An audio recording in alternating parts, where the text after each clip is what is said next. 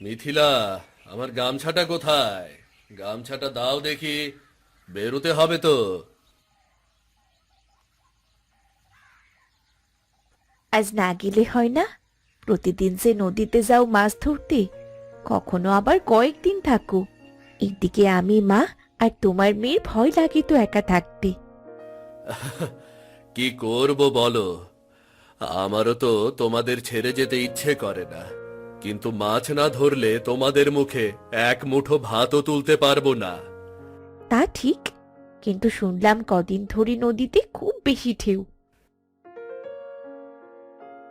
কিরে গোপাল, কি করিস? শুনলাম আজ নদীর মেজাজ বেশি ভালো না রে, রাতে অনেক জোয়ার ছিল। নদীর মেজাজ যাই হোক, আমাদের কি আর ভয় করলে চলবে? চল যাই ভাই, আমাদের দুঃখই জীবন, ঢেউ দেখে থেমে থাকা যাবে না, বুঝলি?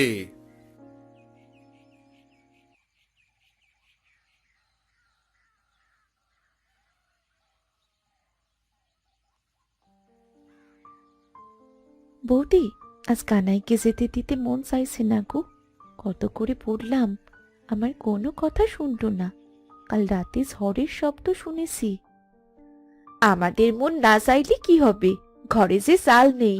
পুরুষেরা যদি নদীতে না যায়, তবে সংসার চলবে কি করে বলো? ঠিকই বলেছ বৌদি, গরিবের জীবনটা বড্ড কঠিন। প্রতিদিন ভয় হয়, যদি কোনোদিন তারা আর ফিরে না আসে। ও কথা বলো না গৌরী, আমার বুকের ভেতরটা থপ করে ওঠে। আমি এমন কথা ভাবতে চাই না, সে ছাড়া যে আমার সংসার অন্ধ।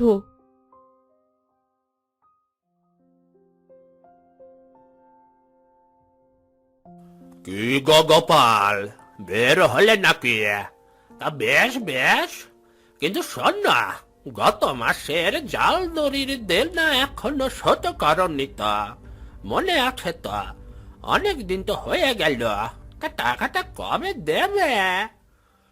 মহাজন, আজকাল নদীতে বেশি মাছ পাওয়া যায় না, তাই আপনার টাকাটা দিতে একটু দেরি হচ্ছে। শুনে রাখো, এভাবে চলবে না, দেরি হলে সুদ বাড়বে। আমি মানুষ ভালো, তাই বলেছি মাছ পেলেই আগে দেনা শোধ করবে। সংসার তো ঠিকই চলছে নাকি? তাহলে দেনা শোধ করতে দেরি করছো কেন বাবু, বলো তো? মহাজন, নদী তো কারো বাপের নয়, যখন খুশি মাছ দেবে। তুমি থামো মিয়া, তোমাকে কথা বলতে কে বলেছে? নিজের দেনা যখন শোধ করবে তখন কথা বললো। মনে রেখো, দেনা থাকলে শান্তি নেই, শান্তি নেই। চল কানাই, অনেকটা দেরি হয়ে গেছে, তাড়াতাড়ি গিয়ে জাল ফেলতে হবে, নইলে মিথিলা, মা, রানী কারো মুখে খাবার জুটবে না। আর মহাজনের কথাও তো সত্যি, রাগ করে লাভ নেই। গরিব হয়েছি বলেই তো সবকিছু মুখ বুঝে সহ্য করতে হয় রে গোপাল, সব অপমান সহ্য করতে হয়। মন খারাপ করিস না বন্ধু, বিধাতা চাইলে দেখিস একদিন আমাদেরও সুদিন আসবে রে, দেখিস তুই।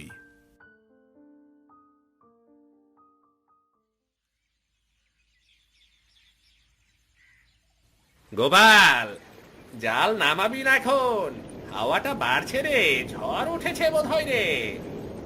ঝড়ের কথা ভেবে কি বসে থাকলে চলবে নাকি? আহ, যদি মাছ না পাই ঘরে কি নিয়ে ফিরবো বল? চিন্তা করিস না, আমি সাবধানে জাল ফেলবো।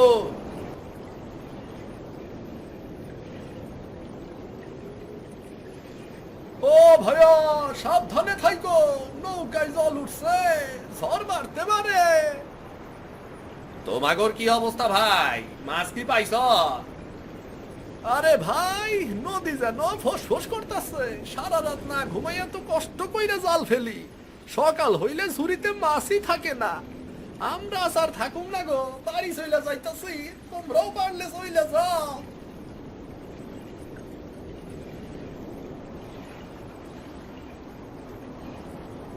গোপাল, আজ নদী যেন পাগলের মতো আচরণ করছে, এমন ঢেউ তো অনেক দিন দেখি না। ঢেউ যতই থাকুক, আমাদের তার সামনে দাঁড়াতেই হবে। পেটের ক্ষুধা তো ভয় মানে না রে কানাই।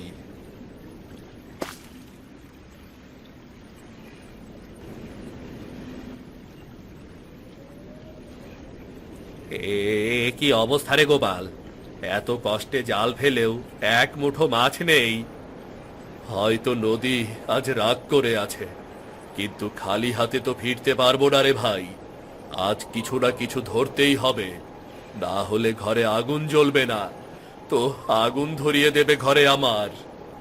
হ্যাঁ, আজকের দিনটা সত্যিই কঠিন রে গোপাল। এমন ঝড়ের দিন, তবুও পেটের দায়ে আমরা নদীর বুকে লড়াই করছি। অভাব খুব ভয়ানক জিনিস রে বন্ধু, খুব ভয়ানক জিনিস।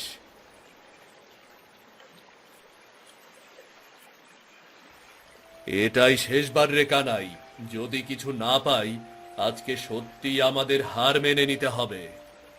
হ্যাঁ, আজ নদী যেন ইচ্ছে করে একটাও মাছ দিচ্ছে না রে। দেখ সৃষ্টিকর্তা কি করে।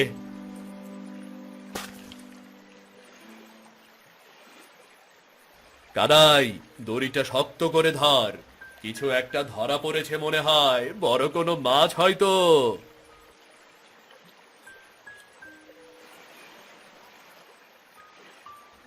ওরে বাবা, এত ভার, এটা নিশ্চয়ই অনেক বড় মাছ হবে রে, সাবধানে টান। গোপাল, আজ শেষ মুহূর্তে ভাগ্য খুলে গেল রে, এতগুলো ইলিশ তো বহুদিন ধরে ধরিনি। এ শুধু মাছ না রে কানাই, এ আশা। বাড়িতে 3টি করে ইলিশ দিয়ে পেট ভরে ভাত খেতে পারবো। আর কিছু বিক্রি করে মহাজনের দেনা শোধ করা যাবে। চল, আজকে ইলিশটা বেগুন দিয়ে রান্না করি। নৌকায় ঝুড়িতে কিছু বেগুন এনে রেখেছিলাম, একটু পাতলা ঝোল হবে। আমার খুব খিদে পেয়েছে রে বাবা। হ্যাঁ, তাই কর, রাত তো অনেক হয়ে গেছে, আমারও খিদে লেগেছে।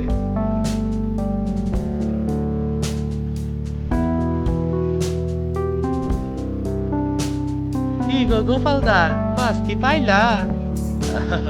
হ্যাঁ গো, বিধাতা কৃপা করেছে, ইলিশ মাছ পেয়েছি গো, ইলিশ মাছ। বলো কি, আমরা তো একটা মাছও পাই নাই, তুমি ইলিশ মাছ পাইয়া গেলা? হ্যাঁ গো দাদারা, মাছ এখন রান্না করে নৌকায় খাবো। তোমরা যদি খাও তাহলে এসো আমাদের নৌকায়। সত্যি তোমরা আসিলা, তাই আজ রাইতে খাবার একটা ব্যবস্থা হইল, নইলে তো না খাইয়া থাকতে হইতো। আজ আমরা সবাই একসঙ্গে খাবো, নদীর মাঝেই তো আমাদের বন্ধুত্ব, সবাই ভাগ করে খাবো। এসো এসো, আমাকে বেগুন কাটতে সাহায্য করো।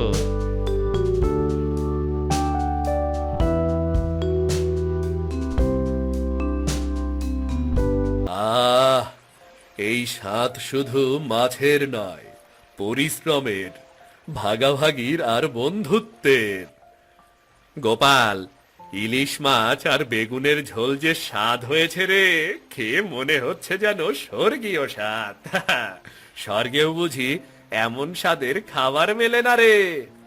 সত্যি ইলিশ মাছ আর বেগুনের তরকারি অসাধারণ হইছে, কতদিন যে এমন খাবার খাই নাই।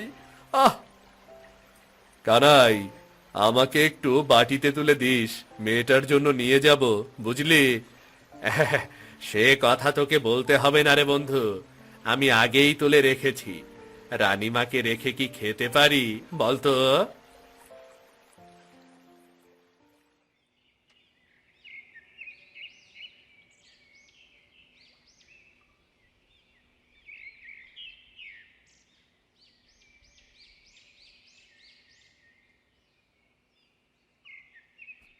রানীমা, তুই এই সন্ধে করে বারান্দায় বসে আছিস কেন? গায়ে তো এখনো জ্বর। জামা, ঘরে গিয়ে শুয়ে থাক। মা, বাবা কবে আসবে? আমার জ্বর এসেছে। বাবা তো জানেই না, জানলে নিশ্চয়ই বাবা তাড়াতাড়ি চলে আসতো, তাই না মা? হ্যাঁ রে মা, একদম ঠিক কথা বলেছিস। তোর বাবা যদি জানতো মেয়ের জ্বর এসেছে, তাহলে এত দেরি করতো না। তুই চিন্তা করিস না মা, বাবা খুব তাড়াতাড়ি চলে আসবে। আহ,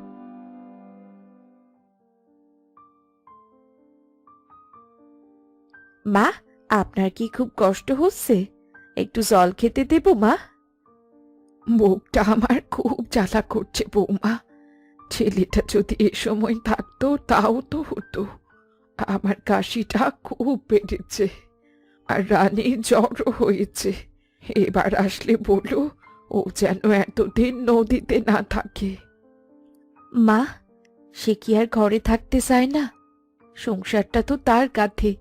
কাজ না করলে যে আমাদের না খেয়ে থাকতে হয়, আর তাই তো ঘর বাড়ি ছেড়ে নৌকো নিয়ে জলেই পড়ে থাকতে হয়। তা তো সবই বুঝি রে মা, কিন্তু কি করব বলতো? মনে তো আর মানে না। আমার একটা মাত্র ছেলে, ওকে ছাড়া তো আমরা অচল। আচ্ছা, তুমি আমায় একটু জল খেতে দাও মা। হ্যাঁ মা, দিচ্ছি। জল ফুরিয়ে গেছে মা, আপনি একটু অপেক্ষা করুন, আমি এক্ষুনি জল এনে দিচ্ছি।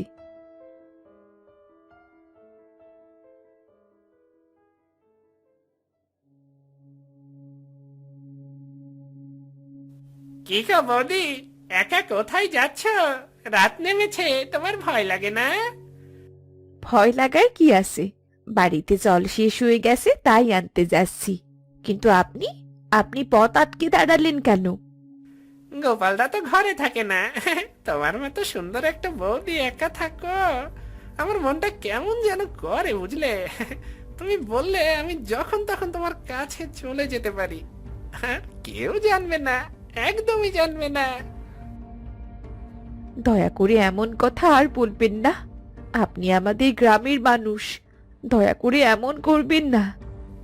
বৌদি, বিশ্বাস করো, কেউ জানবে না, আমি কাউকে বলবো না। আমার কথাই রাজি হয়ে যাও। সারুন, এইসব কি বলছেন আপনি? অসভ্য লোক! কে কোথায় আসো, আমাকে বাঁচাও। আরে কালু, তুই এখানে কি করছিস? মিথিলা বৌদির সাথে এমন করছিস কেন? ওকে ছেড়ে দে। এই বৌদি, আপনি ভুল বুঝছেন, আমি তো শুধু... চুপ, যা এখান থেকে। মোড়ল জানতে পারলে সেই বিচার করবে। যাও যাও, মোড়লের কাছে গিয়ে বলো, বলে দেখো দেখো।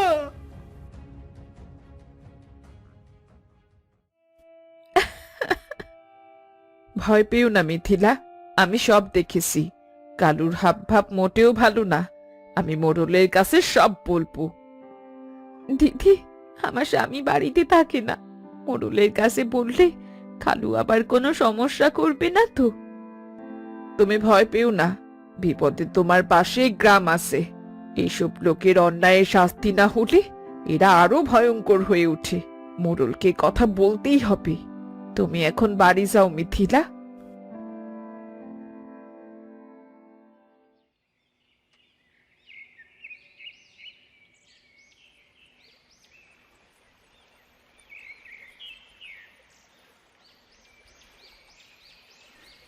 আরে বৌদি, কত কষ্ট! আমাকে বললে তো আমি সব করে দিই।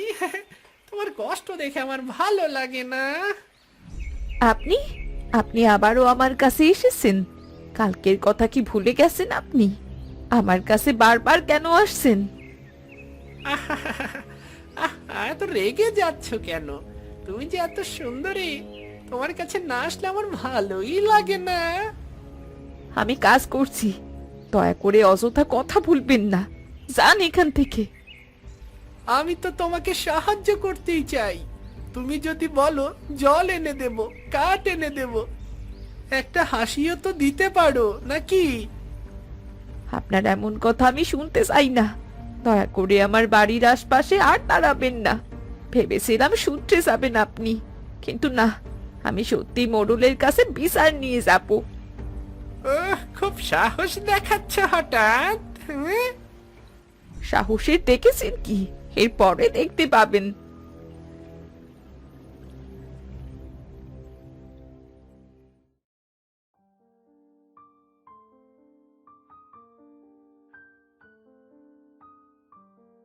কি হয়েছে কি বৌমা? তোমার মুখখানা এমন কেন দেখাচ্ছে? একটা কথা আপনাকে বলা হয়নি মা। আমি লজ্জার ভয়ে বলতে পারিনি, কিন্তু এখন এখন আপনাকে না বলে যে আর পারছি না। গতকাল যখন আমি জল আনতে গিয়েছিলাম, কালু আমার সাথে খারাপ ব্যবহার করেছিল, আর আজকে যখন আবার পুকুরে কাপড় ধুতে গিয়েছি, পেছনে এসে আমার সাথে আবার অসভ্যতা করেছে। বলো কি, এটা অবশ্যই বিহিত হওয়া দরকার। আচ্ছা, তুমি চিন্তা করো না, গোপাল বাড়ি আসুক, আমি একটা ব্যবস্থা করছি। তুমি আর বাইরে যেও না, জল আনা যা লাগে আমাকে বলবে। কিন্তু মা, আপনি এত দূর থেকে কি করে জল আনবেন? যেভাবেই হোক, পারতে তো আমাকে হবেই। দরকার হলে অন্য কাউকে দিয়ে আনবো, কিন্তু তুমি তুমি বাইরে যেও না মা।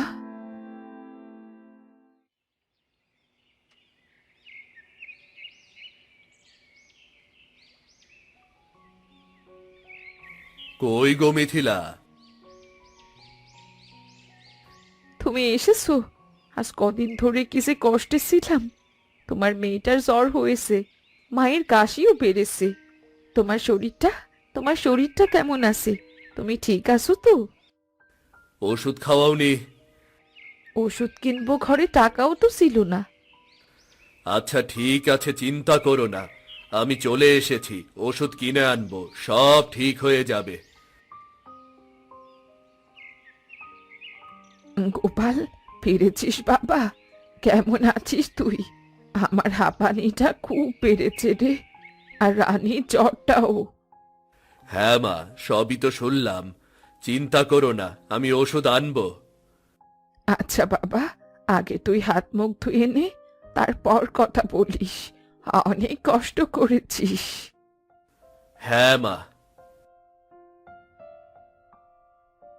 মিথিলা, আর কিছু ইলিশ মাছ পেয়েছিলাম, তাই বিক্রি করে বেশ কিছু টাকা হয়েছে।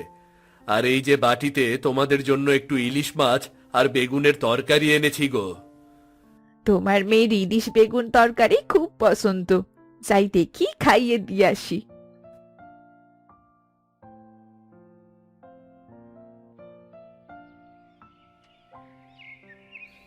এই তো মা, আমি চলে এসেছি, আর কোনো চিন্তা নেই।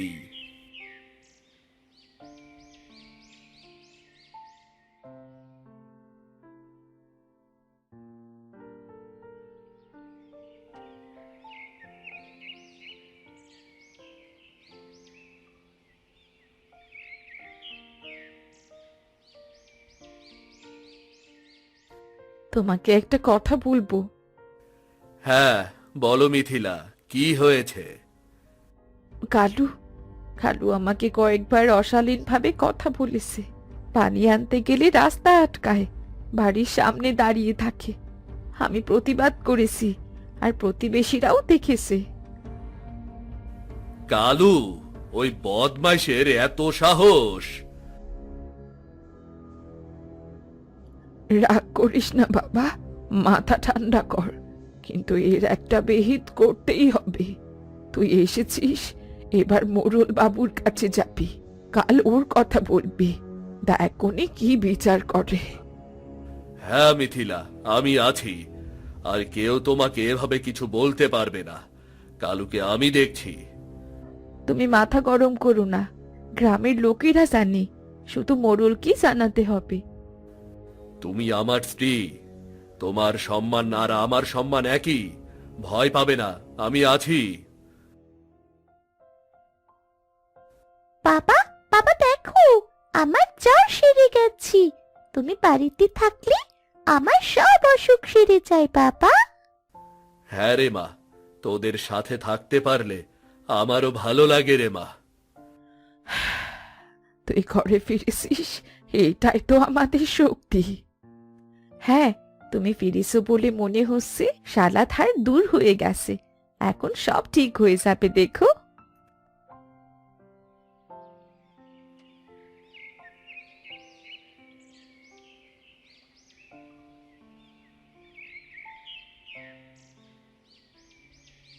কিরে বন্ধু, বসে কি চিন্তে করিস?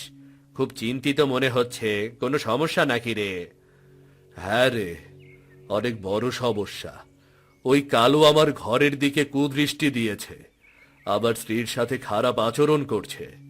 আমি এর আসল জবাব দেব। বলিস কি? এ তো খুব খারাপ কথা। এখন কি করবি ভাবছিস? মোড়লের কাছে বিচার দেব, ওই কালুর বিচার ডাকবো। হ্যাঁ, সেই ভালো হবে। তা কখন যাবি? সন্ধ্যায়। আমাকে ডেকে নিস, আমিও যাব তোর সাথে। ঠিক আছে।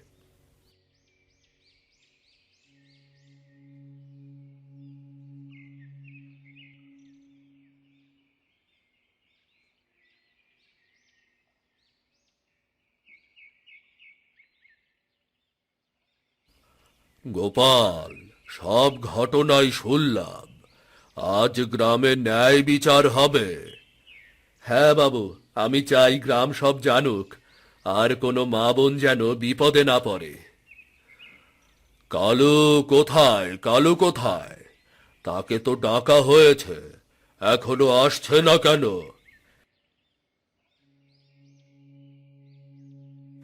বাবু, আমাকে ডেকেছেন?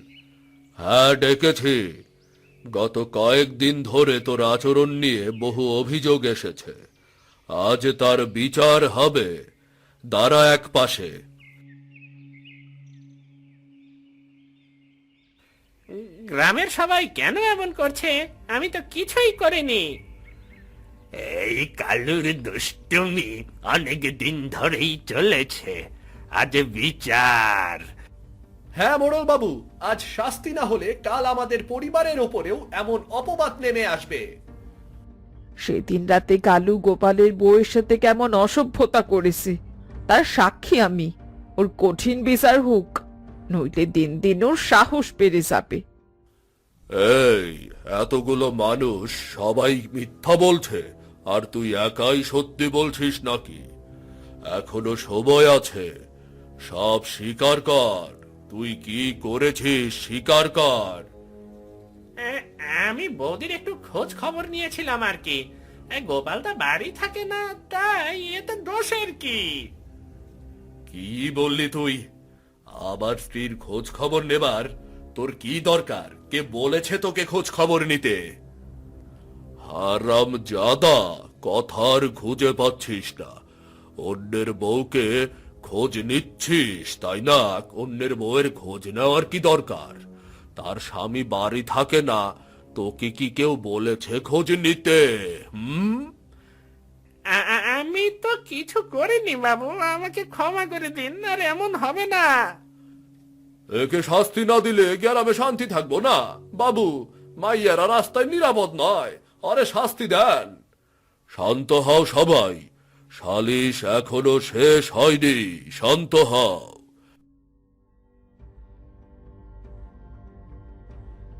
মোড়ল বাবু, আপনি আমাদের এই গ্রামের মাথা। যে কোনো সমস্যা আপনার ওপরেই ভরসা করি আমরা। আপনার বিচার আমরা মেনে নিই। আমার বাড়ির বউকে এমন অপমান, এ আমি কিছুতেই মানতে পারছি না। তাই বিচার দেখতে এলাম। আমি জানি আপনি সঠিক বিচারই করবেন। কালু, তোর কুকর্ম গ্রামের জন্য ন্যায্যভাবে প্রকাশিত হলো। তুই বারবার অস্বীকার করেছিস, কিন্তু সাক্ষীরা যথেষ্ট প্রমাণ দিয়েছে। গ্রাম শান্তির জন্য রায় দিতে হবে। তুই আর এই গ্রামে থাকতে পারবি না। আমি গ্রাম ছাড়বো না, এটা অন্যায়। আমিও তো গ্রামের মানুষ। অন্যায় নয়। এই গ্রামের মানুষ হলে কি হবে?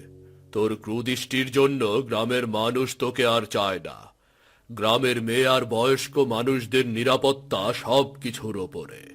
তুই এখান থেকে গ্রামের শান্তি নষ্ট করতে পারবি না। আজ থেকে তুই গ্রাম ছাড়া। হ্যাঁ, রায় সঠিক, গ্রামের শান্তি বজায় থাকুক। ধন্যবাদ মোড়ল বাবু। মোড়ল বাবু, একদম ঠিক বিচার হইছে। আজ থেকে তুই আর আমার বাড়ির সম্মান নষ্ট করতে পারবি না। গ্রামের সবাই দেখতে পেল তোর আসল চেহারা। গ্রামের রীতি অনুযায়ী আজকের পর থেকে তুই আর এই গ্রামের বাসিন্দা না।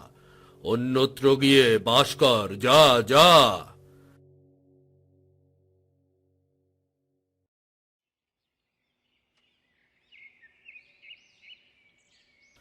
মিথিলা, আর কোনো ভয় নেই, চিন্তা নেই।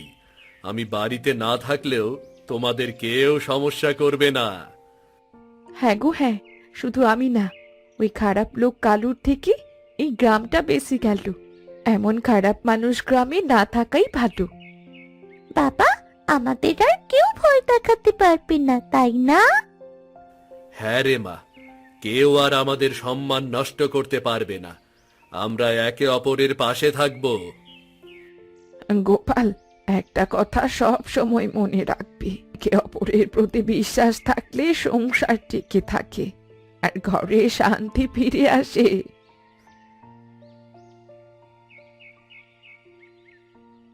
বন্ধু, কি করিস? এই তো সবাই একসাথে বসে আছি রে। সত্যি রে, তুই আজকে খুব ভালো একটা কাজ করেছিস। ওই কালুর যদি বিচার না হতো তাহলে তার অন্যায় আরো বেড়ে যেত। অন্যায় তাই তো মেনে নিয়ে বসে থাকতে নেই, কালুর সঠিক বিচার হয়েছে। হ্যাঁ রে কানাই, আমরা জেলে মাছ ধরে আমাদের জীবিকা চলে। নিজের পরিবার ছেড়ে আমরা দিনের পর দিন নদীতে থাকি, জীবনকে হাতের মুঠোয় করে কখনো ফিরে আসি, আবার কখনো ফিরে আসতে পারি না। এই অনিশ্চিত জীবন সব সময় পরিবারের কাছেই পড়ে থাকে। পরিবারের কথা মনে পড়ে, তারা ভালো থাকলে আমরা ভালো থাকি। দুঃখ করো না, কষ্ট করেই তো জীবন চলে। তুমি আমাদের কথা ভাবো, আমাদের জন্য কষ্ট করো, এইটাই তো আমাদের পরম পাওয়া। হ্যাঁ বৌদি, তুমি ঠিকই বলেছ। আমাদের পুরুষ মানুষগুলো আমাদের জন্য যেমন নদীতে লড়াই করে, তেমন করে আমরা ঘরে লড়াই করি অনিশ্চিত জীবনের সাথে। সবসময় চিন্তায় থাকি আমাদের মানুষগুলো আবার ঘরে ফিরবে তো। জলের জীবন সত্যিই দুঃখের। ভালোবাসার আস্থা এটাই আমাদের ঘর টিকিয়ে রাখে। মাঝ ভালো থাকুক বা না থাকুক, পরিবারই আমাদের শক্তি। ঠিকই বলেছিস বাবারা, সত্যি এটাই জীবনের শিক্ষা। মানুষ একে অপরের পাশে থাকলে সব বিপদ কাটানো যায়। আজ থেকে আমাদের ঘরে শুধু শান্তি থাকবে। আর কেউ যদি অপমানের চেষ্টা করে, আমাদের গ্রামের মানুষই তাকে রুখে দেবে। আমরা সবাই একে অপরের ওপর বিশ্বাস রাখব। এভাবেই আমরা দারিদ্রতার ভেতরেও সুখ খুঁজে নেব। সত্যি, পরিবারের আস্থা থাকলে সব কষ্ট সহজযোগ্য হয়। আমাদের ছোট ছোট আনন্দেই জীবন পূর্ণ হয়। আমরা সবাই একসাথে, মনে হচ্ছে আজ যেন কোনো উৎসব। ঠিক বলেছিস মা, আমরা একসাথে আছি, এ যে এক উৎসবের মতোই।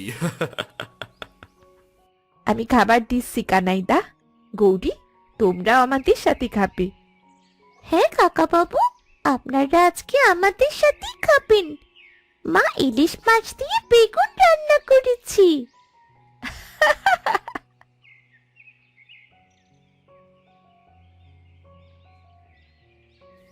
এমন গল্প দেখতে আমাদের চ্যানেলটা সাবস্ক্রাইব করতে ভুলবেন না কিন্তু। সবাই একটা লাইক দিয়ে যাবেন কিন্তু।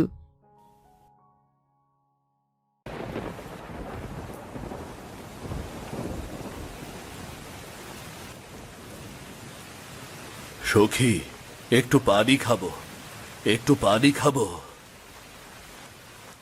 পানি? না না, ব্যথা, খুব ব্যথা, পেটে খুব ব্যথা। তোমাকে কে বলেছিল ওই ওষুধ খেতে? আবার তো সন্তানের কোনো প্রয়োজন নেই, শুধু তুমি থাকলেই আবার হবে। না না, আমি তো জানি তোমার মনে একটা সন্তানের জন্য কত হাহাকার। এ ওষুধ খেলে যদি সন্তান হয় তাহলে আমি বিষ হলেও খাবো। সখী, হায় দারিদ্র! আজ আমি গরিব এক চাষি বলে আমার স্ত্রীকে চিকিৎসা করাতে পারছি না। হায় টাকা, টাকা রে! না না না, আমাকে হার মানলে চলবে না। আমাকে যেভাবেই হোক সখীকে বাঁচাতে হবে।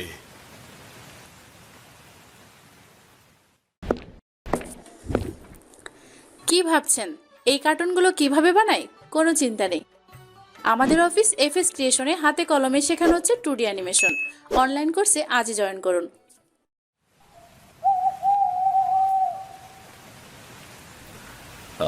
আমি আমি কি করব, কি করব আমি? সখীর জন্য কবিরাজ কোথায় পাবো? টাকা ছাড়া তো কেউ আসতে চাচ্ছে না। কে কে ওখানে? কে? এ কি? এ তো অসম্ভব। সৃষ্টিকর্তা, তোমাকে অনেক ধন্যবাদ। ওটা ওটা কি?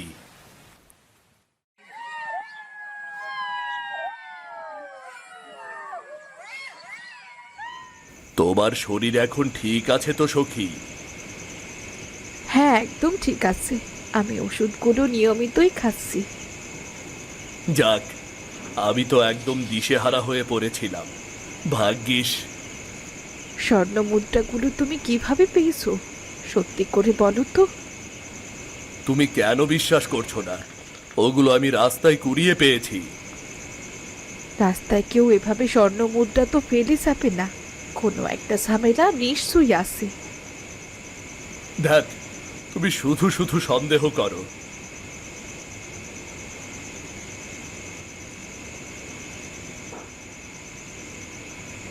হে সৃষ্টিকর্তা, তুমি আমার সংসারকে লোভের কালো ছায়া থেকে দূরে রেখো।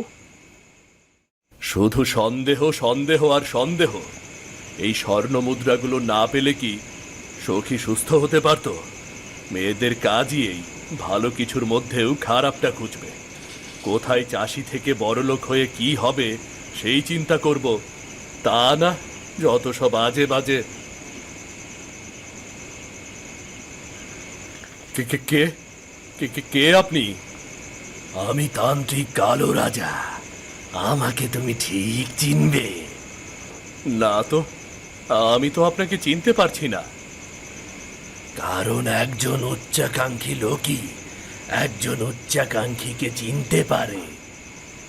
না তো, আমি সত্যিই আপনাকে চিনতে পারছি না।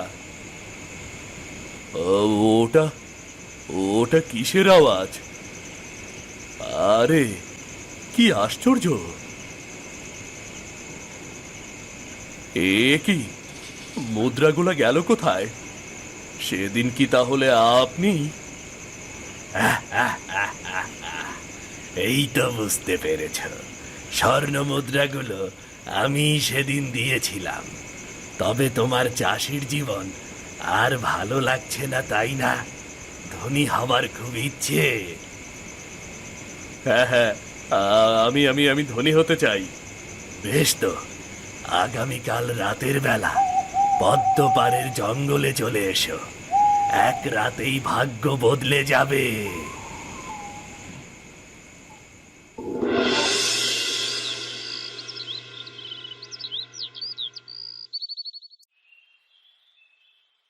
সখী, আর কতদিন এই দারিদ্রতা সহ্য করব? আমাদের টাকা নেই, জমি নেই, ঘরে দানা পানি নেই। গায়ের লোকেরাও আমাদের দেখলে নাক সিটকায়। আমি শুনেছি জঙ্গলের ওপারে এক তান্ত্রিক আছে, সে নাকি এক রাতে মানুষের ভাগ্য বদলে দেয়। ওসব মাথা থেকে ছাড়ো তো। তান্ত্রিক মানেই বিপদ। ওরা মানুষের জীবন নিয়ে খেলা করে। আমাদের যা আছে আমরা তাই নিয়ে সুখে থাকি, সেই ভালো। সৃষ্টিকর্তা দেখছেন আমাদের। না সখী, সৃষ্টিকর্তা আমাদের ভুলে গেছেন। আমি গরিব হয়ে মরতে চাই না। আমরা অনেক বড়লোক হব, অনেক। এসো চাষি, এসো, বলো কি চাও? বাবা, আমি গরিব চাষি, আমার কিছুই নেই। আমি বড়লোক হতে চাই। আমার ঘরে ছেলে চাই। আমি সমাজে মাথা তুলে দাঁড়াতে চাই। তোমার মনের কথা আমি জানি, কিন্তু ভাগ্য বদলানো তো অত সহজ নয়। দাম আছে, তুমি কি দিতে রাজি? আমার মতো গরিব চাষি কি বাই দিতে পারে? তবে আপনি যা বলবেন। টাকা, জমি ওসব আমার কাছে ছাইয়ের সমতুল্য। আমি অন্য কিছু চাই। কি চান বলুন। আমার এমন একজনকে লাগবে যে মানুষের ঘরেই জন্মাবে কিন্তু মানুষ নয়। মানুষের ঘরে জন্মাবে কিন্তু মানুষ নয়, এ তো মনে হচ্ছে অদ্ভুত কোনো প্রাণী। এমন কিছু আমি কোথায় পাবো? পাবে পাবে, সময় হলেই পাবে। একদিন ঠিকই তুমি আমার কাজের দাম দিতে পারবে। শুনে রাখো, আমি যখনই বলবো তখনই তাকে আমার হাতে তুলে দিতে হবে, আর প্রতি বছর এই জায়গায় এসে যজ্ঞ করতে হবে। যদি না করো তাহলে তুমি সব কিছু হারাবে, আর ওই অদ্ভুত প্রাণী তোমার কাছেই থাকবে সারা জীবন। না না না না না, আপনি যা বলবেন আমি তাই করব। বেশ, তাহলে চুক্তি সম্পূর্ণ হলো। এই যে শেকড়ের রস, এটা খেয়ে নাও।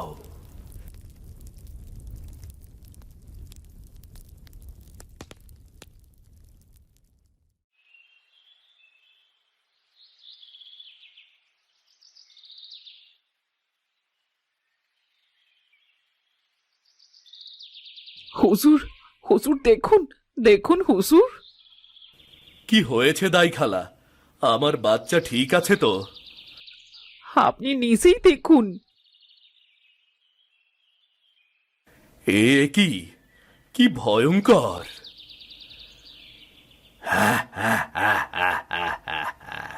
বলেছিলাম না, তুমি একদিন ঠিকই আমার কাজের দাম দিতে পারবে। কিন্তু এটা এটা তো আমি চাইনি।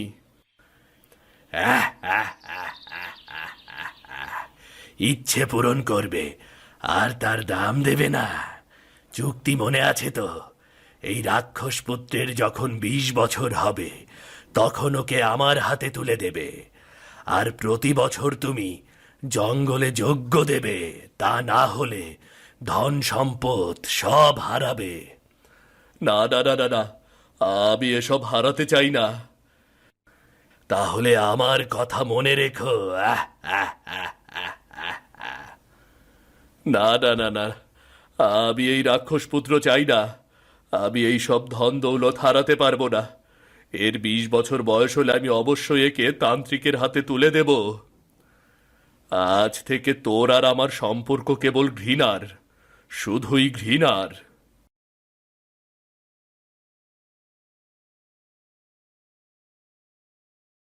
রতন, এই রতন, আরে ব্যাপারটা কি? ছেলেটাকে কতক্ষণ ধরে রাখছি, এখনো আসছে না কেন?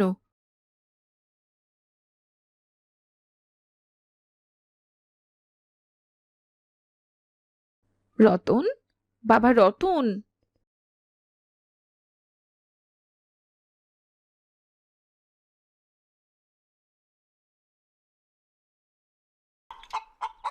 কি হয়েছে রে বাবা, এত রাগ করে আসিস কেন? রতন, তুই তুই কি করেছিস? রতন, কি হয়েছে তোর? মা, দেখো না, মুরগিটা ডানায় ব্যথা পেয়েছে।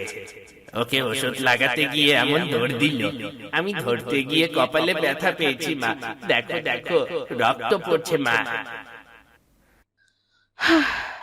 যাক, তাও তো ভালো। আমি আরো ভাবলাম।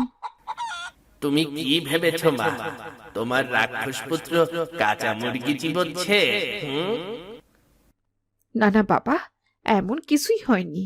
তুই আয়, খেতে আয়। আর এই মুরগিটাকে ছেড়ে দে, কানাই ওর দেখভাল করবে। আমি যাব না মা, আমি যাব না। কেন বাবা, কি হয়েছে? খাবার টেবিলেও বাবা থাকবে, বাবা আমাকে পছন্দ করেন না। অমন কিছু না, তোর বাবা ব্যস্ত থাকেন তো, তাই একটু রাগারাগি করেন। আমি সব বুঝি মা, ঘৃণাও বুঝি, ভালোবাসাও বুঝি। এত কিছু বুঝতে হবে না, তুই আয় তো।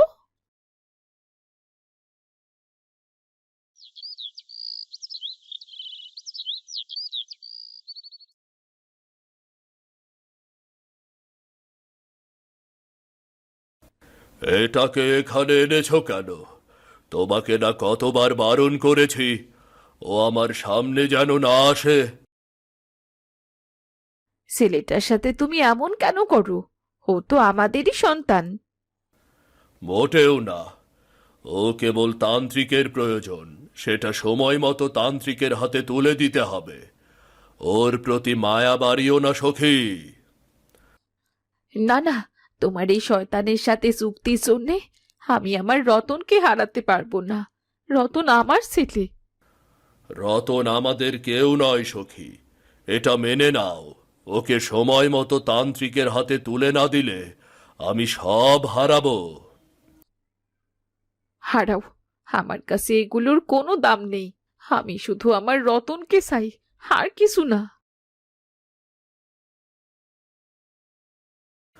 বোকা মেয়ে মানুষ, একদিন ঠিক বুঝবে মানুষের ঘরে কখনো রাক্ষস পুত্রের জায়গা হতে পারে না। দেখো জালাল, আমার ব্যবসা এখন গায়ের সবচেয়ে বড় ব্যবসা। সামনে আমি আরো জমি কিনবো, বুঝলে? তা বুঝলাম, কিন্তু তোমার বলা ওরে তো লোকে রাক্ষস পুত্র কয়, যতই পয়সা করো না কেন। সমাজে কি তোমার মান থাকবো? হ কাকা, আমরা তোরে দেখলেই ভয় পাই, কেউ ওর লগে মিশতে চায় না কাকা। তুমি তো এখন আর চাষি নাও, দুইটা পয়সা করতাছ, ব্যবসায়ী হইছ। তা না হইলে ওরে সবাই চাষির রাক্ষস পুত্র বইলাই ডাকতো।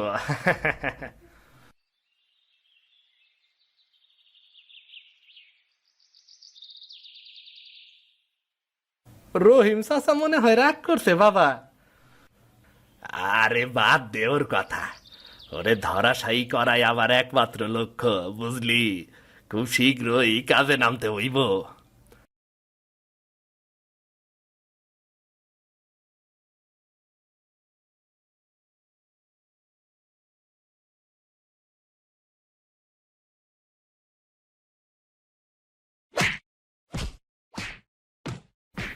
বাবা, বাবা!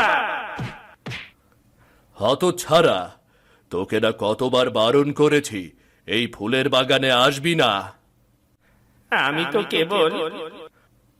দূর হ আমার চোখের সামনে থেকে। বাবা, তুমি আমার সাথে এমন করো কেন? আমি কি তোমার ছেলে নই? তুই আমার ছেলে, তুই আমার অভিশাপ। তোর জন্য লোকে আমাকে ঘৃণা করে। তুই রাক্ষস, কবে যে আমি তোর হাত থেকে নিস্তার পাবো।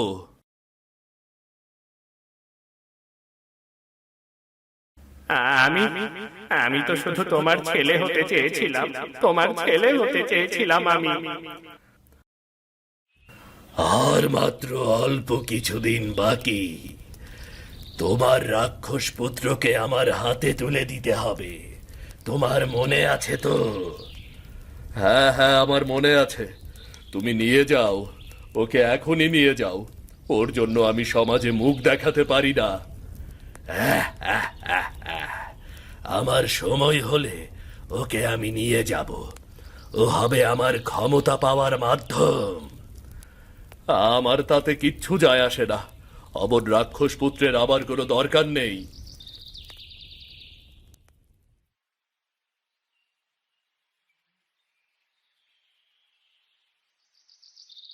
রতন, বলো মা, বলো। কি হলো? এমন মন মরা হয়ে দাঁড়িয়ে আছিস কেন?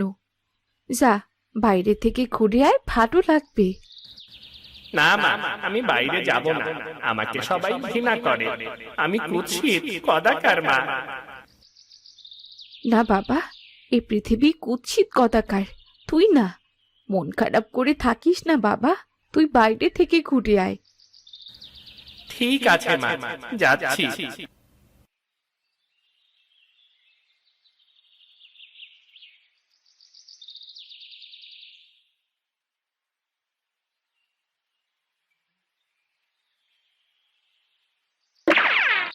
সবাই তো আমাকে দেখে ভয় পায়, কিন্তু আমি তো কারো ক্ষতি করিনি।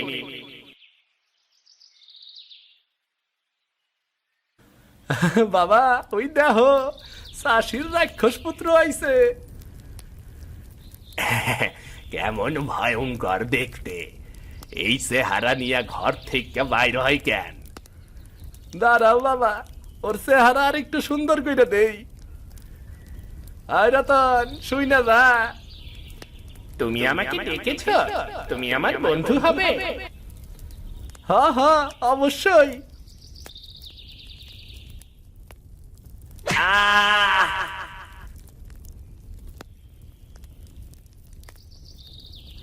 আমি আমি তো কারো ক্ষতি করিনি, ওরা আমার সাথে এমন কেন করে?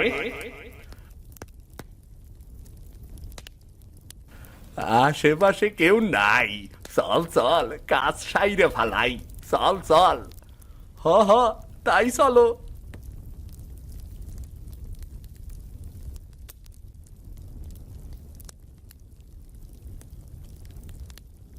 হায় হায় রে, আমার টুনু, আমার টুনু তো আগুনে পুড়ে যাবে। হারানো বল খুঁজতে গুদামে ঢুকেছিল নাকি? কে কোথায় আসো, বাঁচাও, বাঁচাও আমার ছেলেকে।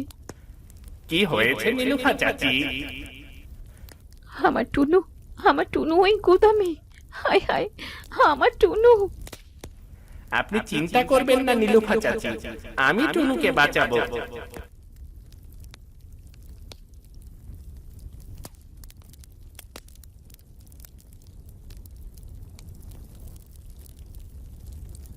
হায় হায় রতন, তোমার গায়ে যে আগুন। ও কিচ্ছু না চাচি, এই তো নিভে যাবে। তোমাকে যে কি বলে ধন্যবাদ দেব। কাঁদবেন না চাচি, টুনুকে ফিরে পেয়েছি, আমি তাতেই খুশি। ধন্যবাদের দরকার নেই।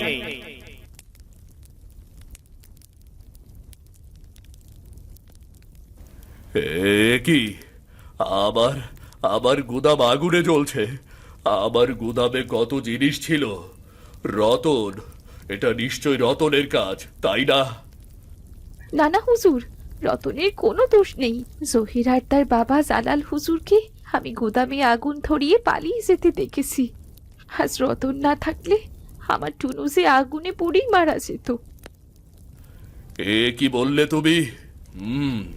বুঝতে পেরেছি। আমি আগেও এমন কিছু সন্দেহ করেছিলাম।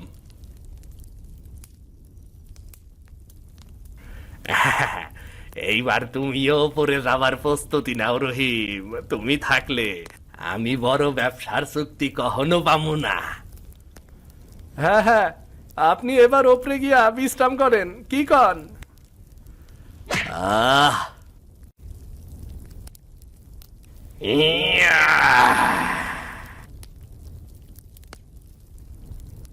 বাবা দেহ দেহ, রাক্ষসটা কেমন গর্জন করতেছে দেহ। রাক্ষস আমি না, রাক্ষস তোমরা। আমার বাবার গায়ে আর একটা আঘাতও কেউ করতে পারবে না। রাক্ষসের মুখে তো ভালা বলি ফুটছে। আগেও দেখছি এই ডারে মারলেও কিছু বলে টলে না। সেটা আমার ভদ্রতা। আমি তোমাদের মতো অকারণে কাউকে কষ্ট দেই না। কি ভদ্র রাক্ষস রে আমার। নে নে, লাঠির বাড়ি খা তুই। বাবা, তুমি ওর বাবারে মারো তো। খবরদার!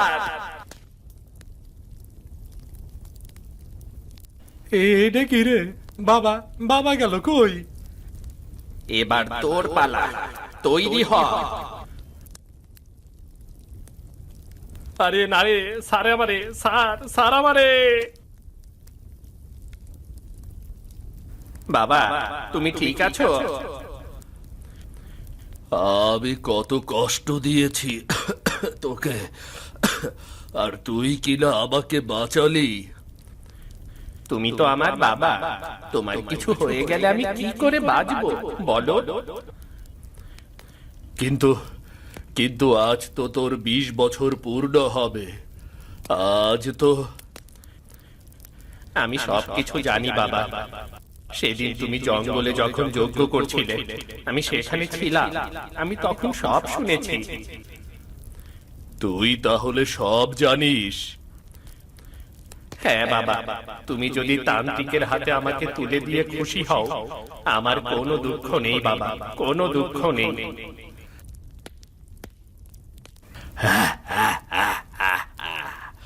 অবশেষে সেই সময় চলে এসেছে। রতন, চল আমার সাথে। না, রতন যাবে না। কি? তুমি কি তোমার চুক্তি ভুলে গেছো রহিম? না না, আমি চুক্তি ভুলিনি। রতনকে ফিরিয়ে না দিলে তো আমি সব কিছু হারাবো, তাই না? আর রতন সারা জীবন আমারই থাকবে, এটাই তো? হ্যাঁ, এটাই তো চুক্তি ছিল। আমি তাহলে চাই, আমি কোনো ধন দৌলত চাই না, আমি শুধু রতনকে চাই। বাবা, কি বললি? কি বললি তুই? তোর জন্য আমি আমার যজ্ঞ সম্পূর্ণ করতে পারবো না। এই রাক্ষস পুত্রকে না পেলে আমার যজ্ঞের সর্বনাশ হয়ে যাবে। ওকে আমি চাই।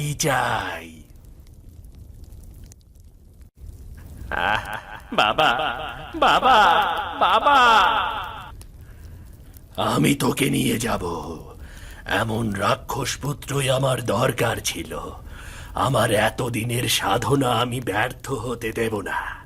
তোকে দিয়ে আমি আজ রাতে আমার যজ্ঞ সম্পূর্ণ করব।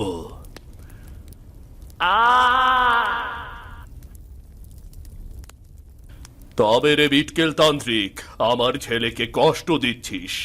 ছেলের গায়ে হাত দেওয়ার আগে তুই আমার সাথে বোঝাপড়া কর, বেটা বদ তান্ত্রিক। এই লাঠি দিয়ে তুই কি করবি? আমি চাষি, আমার হাত লোহার মতো। এই লাঠিও আমি লোহার মতোই ব্যবহার করতে পারি। দেখতে চাস? এত বড় সাহস তোর! আমার গায়ে লাঠির বাড়ি। আজ তোর একদিন কি আমার একদিন। কি? আমাকে আমাকে আর একটু সময় দাও। আমি কথা দিচ্ছি, আমি আজই যজ্ঞ সম্পূর্ণ করব। আমাকে শাস্তি দিও না মা ভৈরবী, আর একটু সময় দাও। কখন কাল প্রহর পার হয়ে গেছে বুঝতে পারিনি। আমায় ক্ষমা করে দাও মা, ক্ষমা করে দাও। বাঁচাও, বাঁচাও।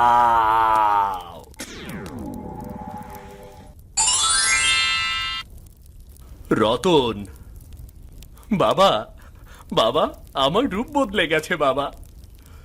সৃষ্টিকর্তা আমাদের উপর করুণা করেছেন রে, তাকে অশেষ ধন্যবাদ।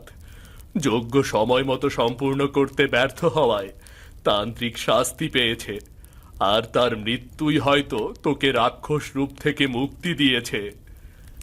তুই আমার কাছে থাকলেই আমি খুশি রে, যে রূপেই তুই থাকিস না কেন। আমার কোনো কিছুতেই কিছু যায় আসে না। তুই রাক্ষস ছিলি তো কি হয়েছে, তুই সারা জীবন আমার রাক্ষস পুত্র হয়েই থাকতিস। তুই আমার সব চাইতে বড় সম্পদ রে। আমার আর কিছুর দরকার নেই, কিচ্ছুর দরকার নেই।